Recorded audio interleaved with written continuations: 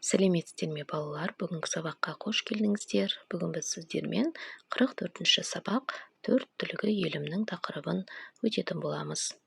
Бүгінгі сабақтағы бірінші тапсырма жануарларды дыбыстауымен сәйкестендір. Кәнекей балалар, айтайықшы. Маңырайды. Не маңырайды? Қой маңырайды. Мөңірейді. Иә, дұрыс айтасыздар. Сиыр мөңірейді, иә? Ал жылқы кісінейді. Түйе боздайды. Мінекей балалар, дұрыс таптық, иә?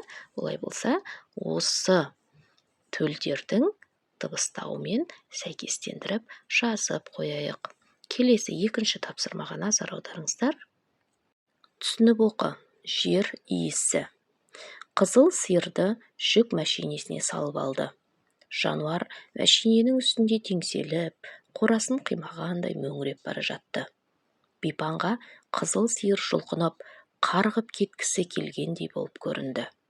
Оны неге бердіңдер деп Бипан қатты қамықты. Кезермедегі Наскен апайдікіне бердік, балаларына беретін ағарғаны болсын, деді атасы. Бұрын ол Бипанның қызыл бұзау еді. Алдына шөп салып, шелекпен суғарып баққан. Күндердің қалай өткенін білмейді. Көз алдында қызыл бұзау қызыл сиырға айналды. Бипан алыстан таниды. Көріссе болды, мөңіреп тұмсығын көтереді. Бірер күннен соң Бипан түс көріпті. Ата, әже, түсімде қызыл сиыр қайтып келіпті, деді. Атасы мен әжесі күлді де қойды. Болжа, оқиға әрі қарай қалай дамуы мүмкін? Келесі күні кешке қақпа жақтан сиырдың мөңірегені естілді. Қызыл сиыр, деп Бипан атып тұрды. Жүгіріп барып қақпаны ашты. Қызыл сиыр Бипанды көргенде мөңіреп жіберді. Бірден қорасына қарай тартты. Ата, үйді қалай тапқан? Бипан бір қуанып, бір таңданып тұр. Жануар туған жердің иісін өмірі ұмытпайды. Тұмсығымен жерді иіскеп қойып, жүре береді деуші еді. Рас екен ғой балам, деді атасы. Сонан соң жарықтық жер иісі деп қойды.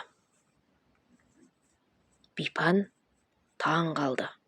Жер иісі дейді, танауына топырақтың, шөптің иісі келді. Мәтіннің авторы Жақау Дәуренбеков.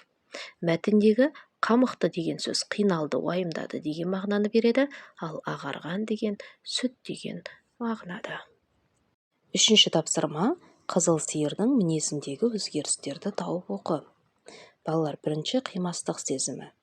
Қимастық сезім жануар мәшиненің үстінде теңселіп, қорасын қимағандай мөңіреп бара жатты. Екінші мазасыздану.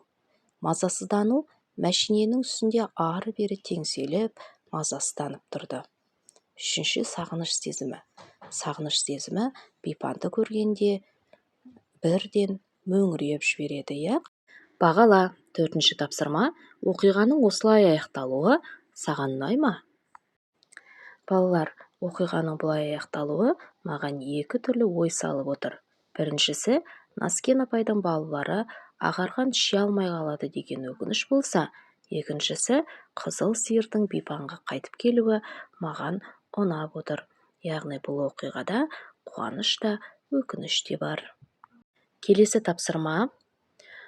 Қорытындыла. Бесінші тапсырма. Жануар туған жердің иісін өмірі ұмытпайды деген сөйлемнің мағынасын түсіндір. Балалар, бұл сөздің мағынасы әрбір жануар өз туған өскен жерін ерекше сезіммен таниды, және оны ешқашан есінен шығармайды. Жануарлар иіс арқылы бағытын тауып, өз мекенін ажырата алады.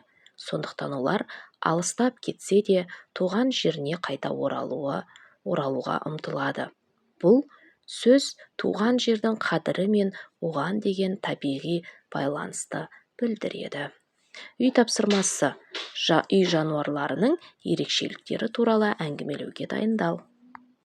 Балалар, үй жануарлары адаммен бірге өмір сүреді және қолға үйретіледі. Олар адамға пайда келтіреді. Мысалы, сүт, ет, жүн береді, иә?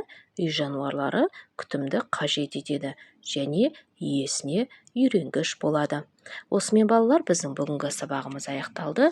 Келесі жаңа сабақта кездескенше сау саламатта болыңыздар.